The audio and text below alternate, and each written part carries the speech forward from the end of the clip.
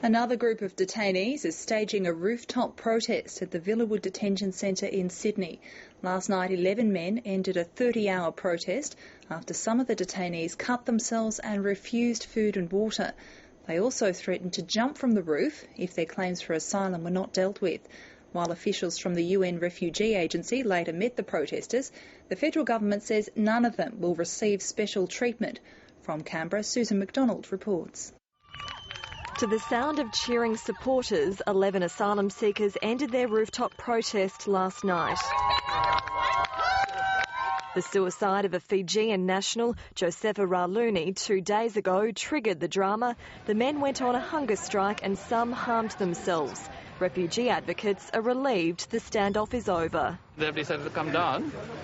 We are happy about the happy ending, and that's where I like to see things happen. The 9 Sri Lankan Tamils, an Iraqi and an Iranian, demanded a review of their cases, fearing torture if they were sent home. Their protest ended when officials from the UN Refugee Agency arrived, but the Immigration Minister says no deals were done to persuade the asylum seekers to end their rooftop protest. They wanted to have a meeting with the UNHCR to discuss their options, and the UNHCR was happy to talk to them. The detainees are happy too, and they say they look forward to a fair hearing of their cases.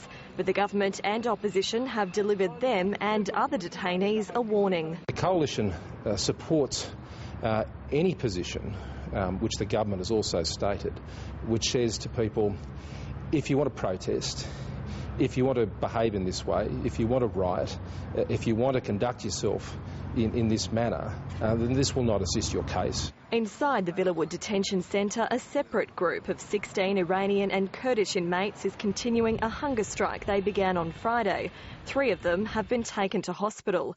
The opposition says the protests are a symptom of the government's failed border protection policies. What we're seeing played out, particularly the events of the last day or so, with those protesting at Villawood, is the natural consequence of these types of circumstances. I fear we'll see more of this, and as the months pass. Only a week into the job, the Minister Chris Bowen is fast getting his head around his portfolio.